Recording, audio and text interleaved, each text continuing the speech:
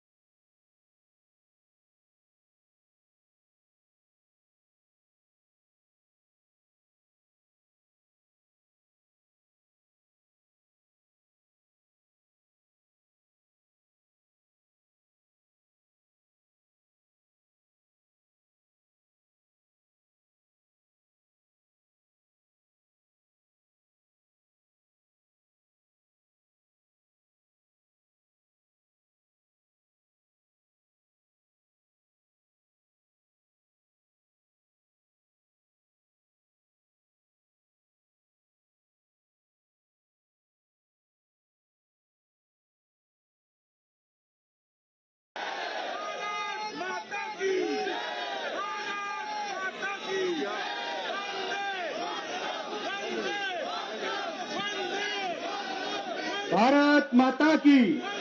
आगे की कार्रवाई को बढ़ाते हुए मैं दिल्ली प्रदेश युवा मोर्चा के अध्यक्ष भाई सागर त्यागी जी और महामंत्री अरुण दलाल जी से निवेदन करूंगा, वो भारतीय जनता पार्टी के राष्ट्रीय अध्यक्ष श्रीमान जगत प्रकाश नड्डा जी का स्वागत करेंगे। भाई सागर त्यागी जी, अरुण दलाल जी।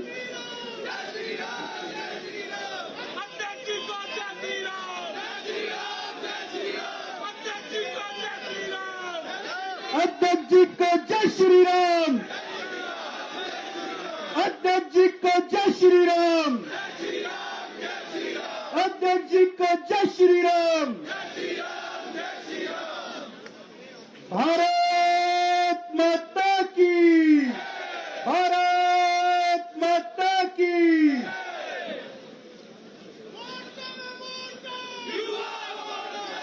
अब हमारे भारतीय जनता युवा मोर्चा के राष्ट्रीय अध्यक्ष और देश के करोड़ों युवाओं के प्रेरणा स्रोत आदरणीय तेजस्वी सूर्या जी के स्वागत के लिए मैं हमारे युवा मोर्चा के प्रदेश अध्यक्ष भाई सागर त्यागी जी और प्रदेश के महामंत्री पुनीत शर्मा जी से निवेदन करता हूं कि आप आए और राष्ट्रीय अध्यक्ष जी का स्वागत करें।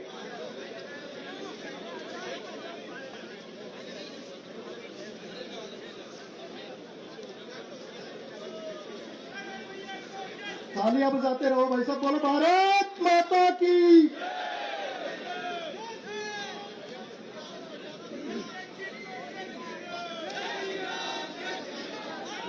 अब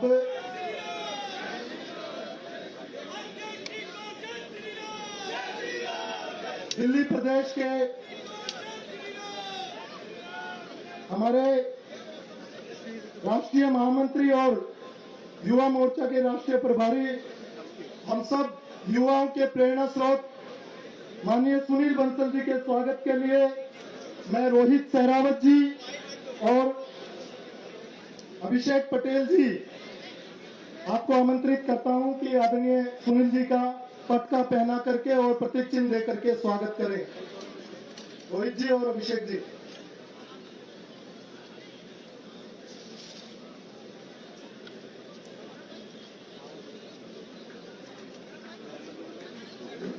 बोलो भारत माता की।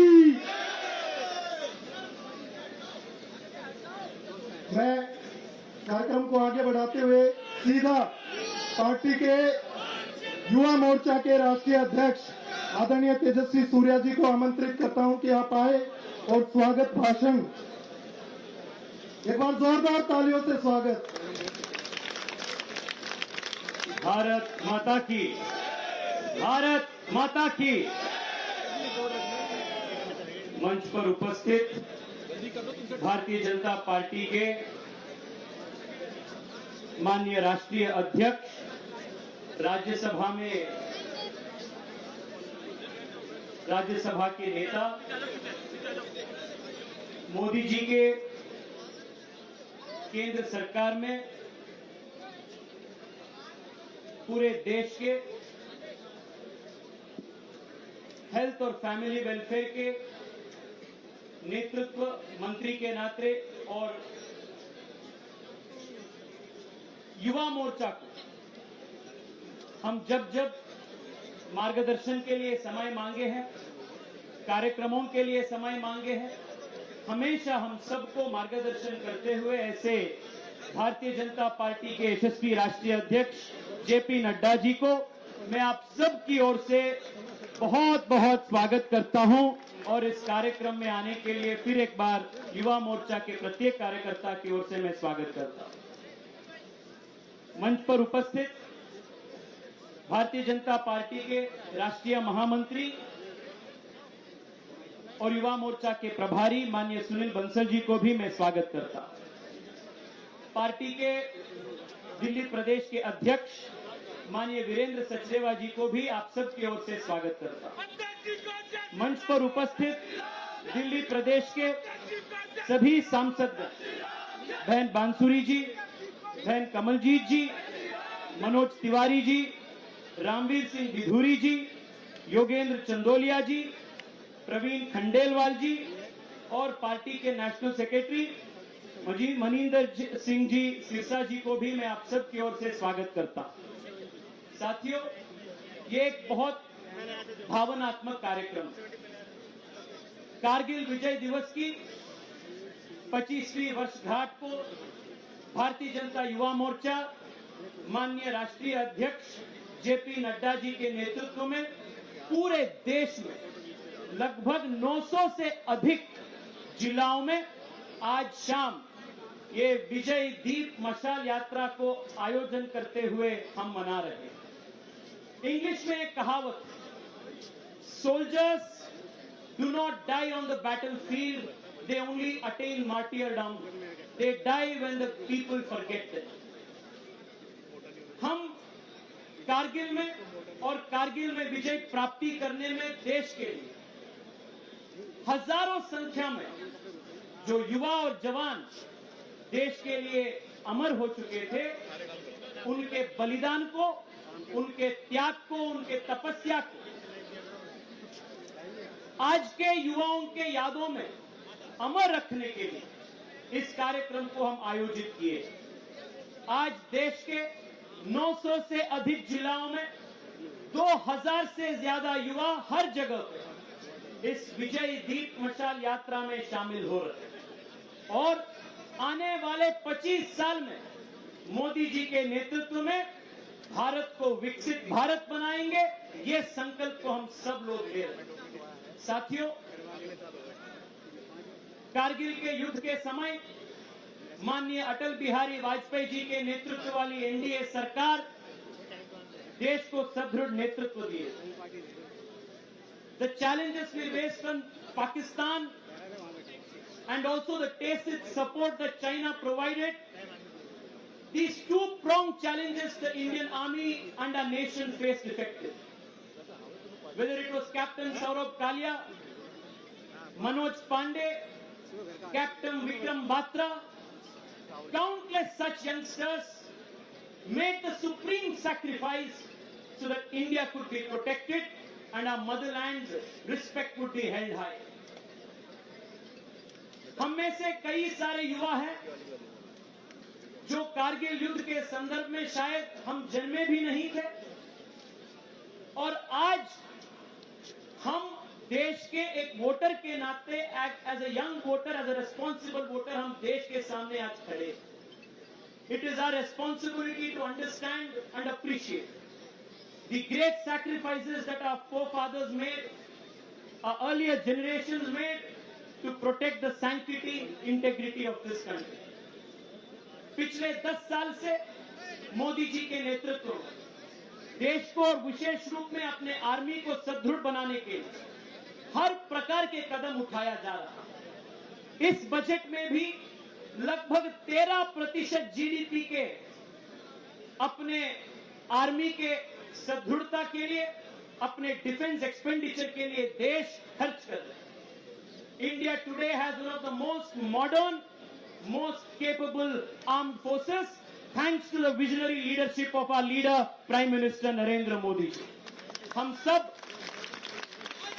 हम सब याद रखते हैं कांग्रेस के जमाने में कैसे अपने आर्मी को पॉलिटिसाइज किया गया, कैसे अपने बॉर्डर इंफ्रास्ट्रक्चर को नेग्लेक्ट किया गया, कैसे अपने आर्मी के पास बुलेट प्रूफ जैकेट तक भी नहीं था।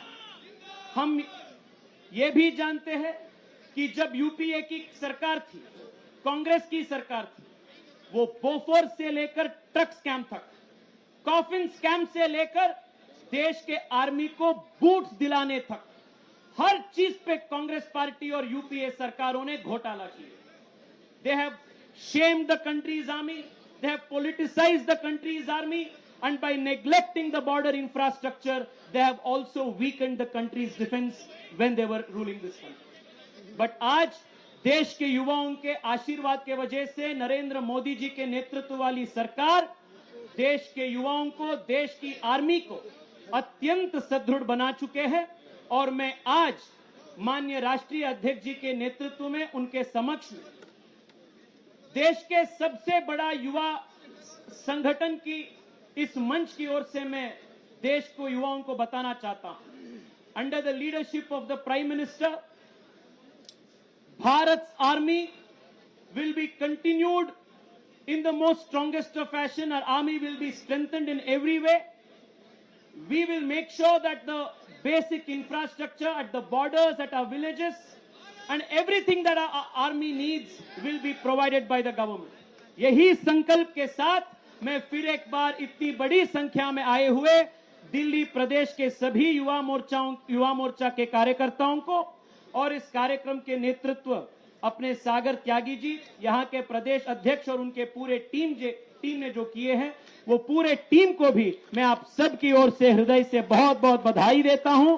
और फिर एक बार मंच पर उपस्थित सभी माननीय सदस्यों को, माननीय अतिथियों को आप सब की ओर से स्वागत करता हूं। और विशेष रूप में माननीय राष्ट्रीय अध्यक्ष जेपी नड्डा जी को युवा मोर्चा के इस कार्यक्रम में आकर हम सबको ताकत देने के लिए, मार्गदर्शन देने के लिए आप सब की ओर से धन्यवाद अर्पित करता हूं। भारत माता की।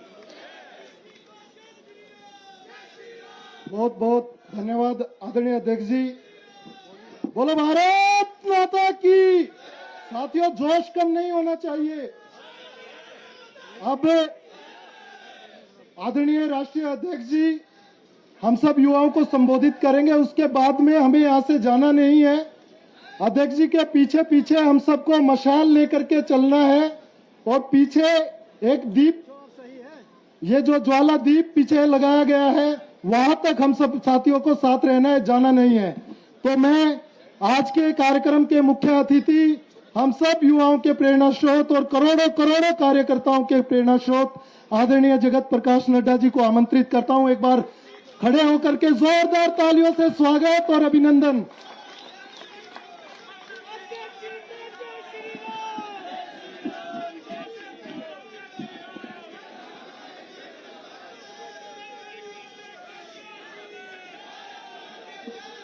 मेरे साथ बोलिएगा, भारत माता की। भारत माता की, भारत माता की। आज के इस कारगिल विजय दिवस के पूर्व संध्या पर मंच पर उपस्थित हमारे राष्ट्रीय महामंत्री श्री सुनील बंसल जी, हमारे प्रदेश के भारतीय जनता पार्टी के अध्यक्ष श्री वीरेंद्र सचदेवा जी, हमारे राष्ट्रीय युवा मोर्चा के अध्यक्ष श्री तेजस्वी सूर्या जी, प्रदेश युवा मोर्चा के अध्यक्ष श्री त्यागी जी, हमारे बहुत ही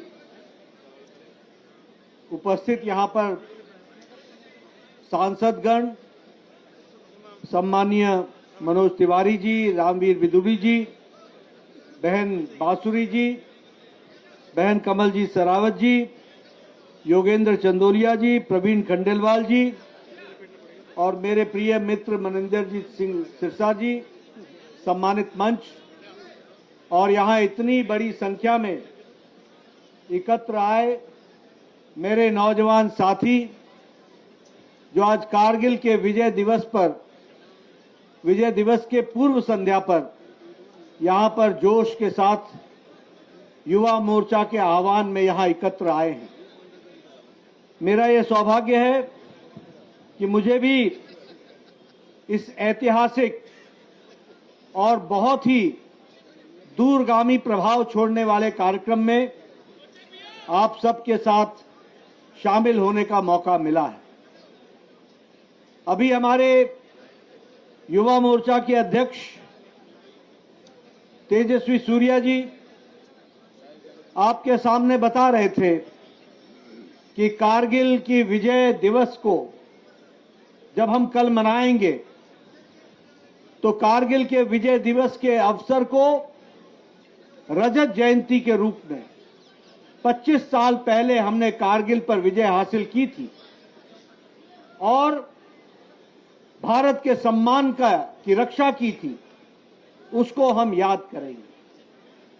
मैं बैठा बैठा सामने जब देख रहा था तो आप सब लोगों को देख करके मुझे ऐसा ध्यान में आ रहा था कि जब शायद कारगिल का युद्ध हुआ था तो उस समय आप सब में से अधिकतर लोग शायद कोई 2 साल का होगा, कोई 4 साल का, कोई 5 साल का और बहुत से ऐसे लोग भी हैं हमारे युवा साथी जो शायद इस दुनिया में उस समय आए भी नहीं हो।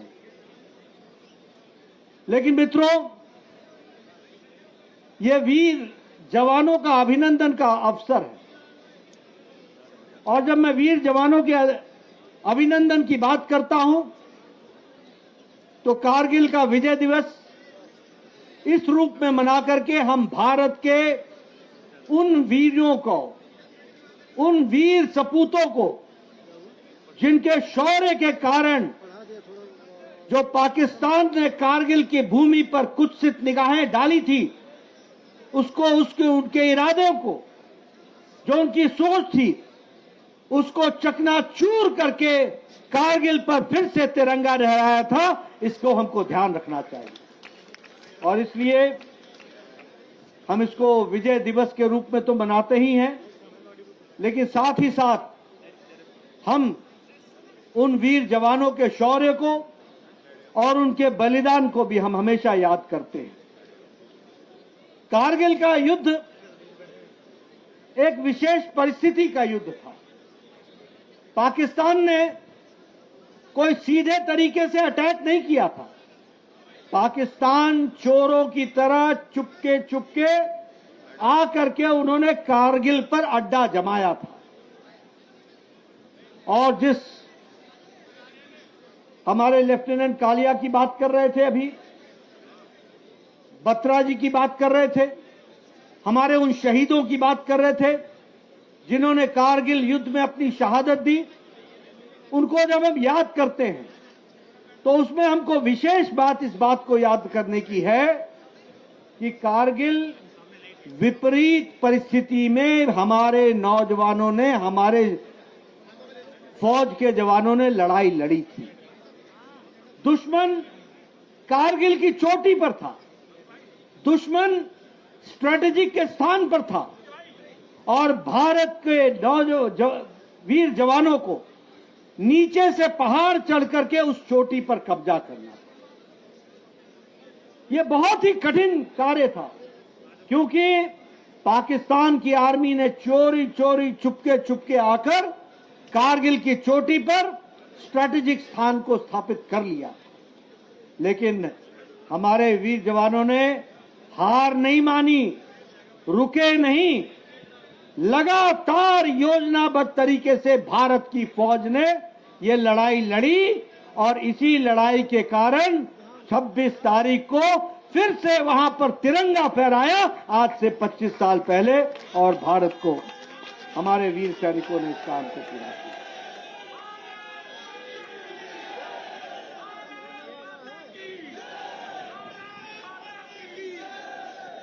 बहुत कम लोगों को मालूम होगा कि जब कारगिल का युद्ध चल रहा था तो आपको जान करके खुशी भी होगी और आश्चर्य भी होगा कि हमारे प्रधानमंत्री नरेंद्र मोदी जी, जब कारगिल का युद्ध चल रहा था तो उस समय वो उत्तर भारत के भारतीय जनता पार्टी के बतौर महामंत्री वह उत्तर भारत के प्रभारी भी थे।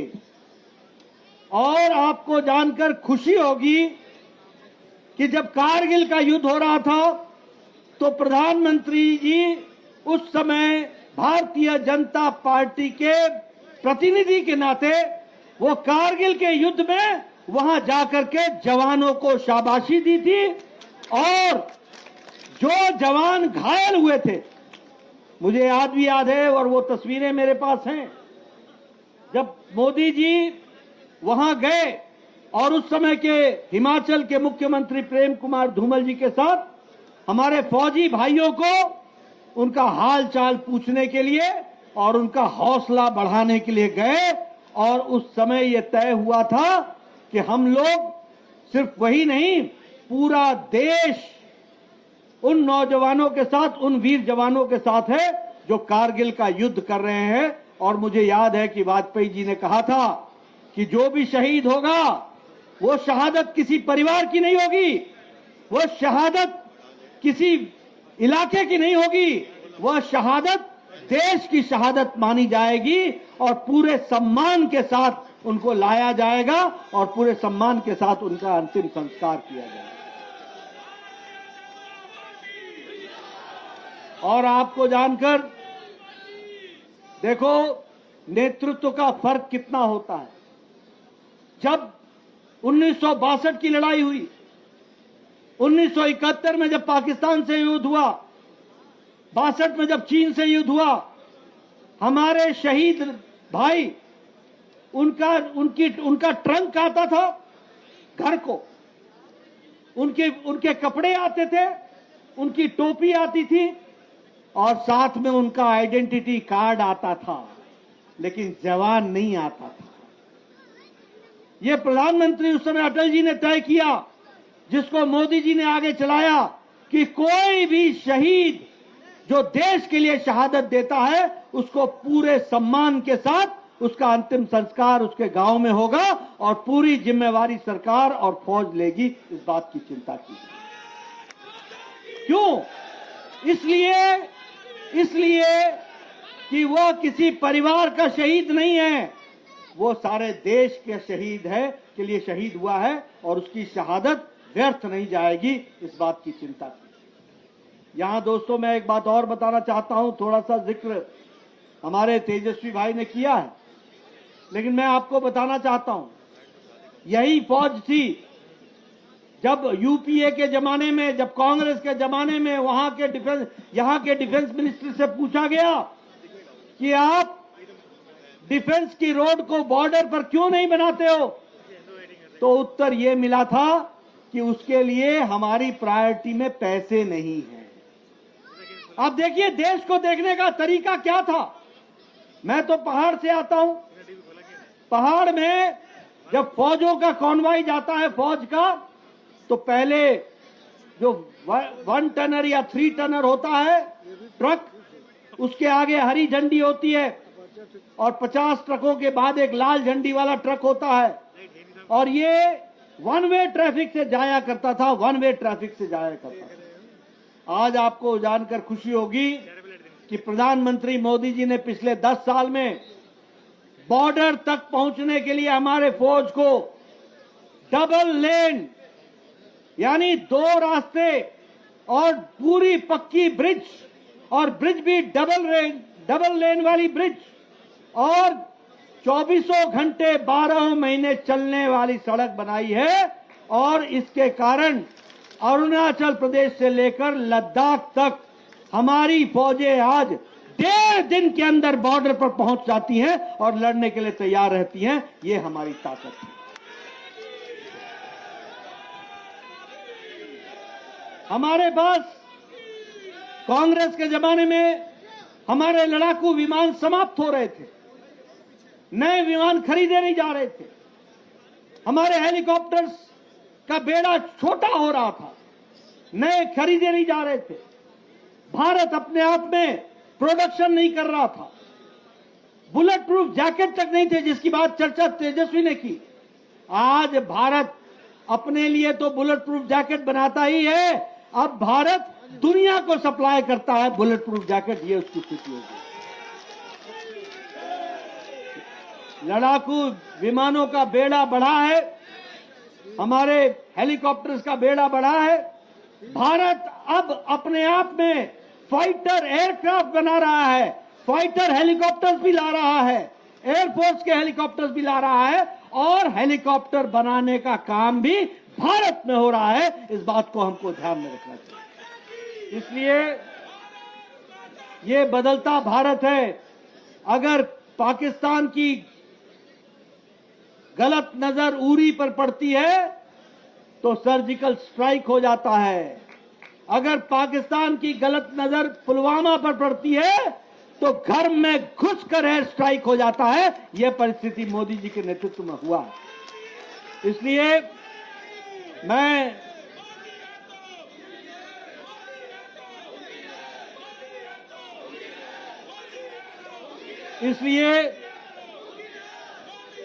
इसलिए ये जो आपने कार्यक्रम कारगिल विजय दिवस कल मनाने का तय किया है, और जो युवा मोर्चा ने तय किया कि प्रत्येक जिले में हम विजय ज्योति जलाएंगे और उस विजय दीप को कल तक पूरे 24 घंटे जलता रखेंगे और उन शहीदों को याद करेंगे जिन्होंने देश के लिए कुर्बानी दी, और वीर जवानों के साथ एक संदेश देंगे कि वो अकेले नहीं हैं, सारा देश 140 करोड़ का देश वो उनके पीछे खड़ा है। इस बात का हम संदेश देंगे। और इसीलिए आप सब लोग इस कारगिल विजय दिवस में इस कार्यक्रम को जो आप इतने अच्छे तरीके से मना रहे हैं, उसके लिए मैं युवा मोर्चा को बधाई देता हूं।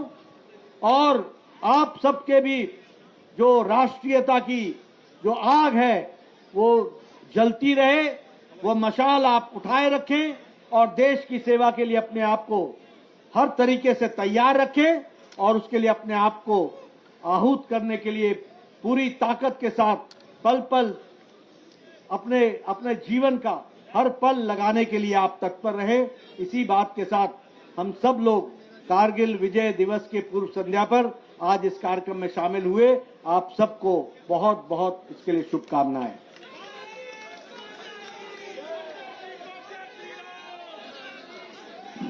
बहुत बहुत धन्यवाद आदरणीय अध्यक्ष जी। आज हम सब युवाओं का सौभाग्य है कि आज के इस कार्यक्रम में आपका मार्गदर्शन हमें मिला। अब मशाल जुलूस के लिए हम सब युवा साथी राष्ट्रीय अध्यक्ष जी के पीछे पीछे सब चलेंगे। तो मैं अभिषेक पटेल जी और उनकी जो टीम है वो एक बारी ऊपर आ जाएं। अभिषेक पटेल जी, प्रदेश के महामंत्री पुनीत शर्मा जी, हाँ वो करेंगे, पुनीत जी, गौरव जोरसिया जी, अध्यक्ष जी, सागर त्यागी जी, आप सब लोग आगे आ जाएं।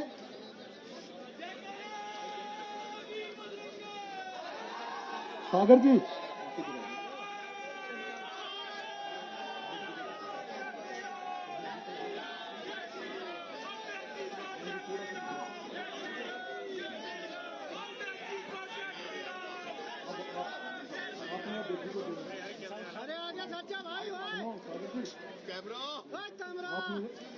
उनको देना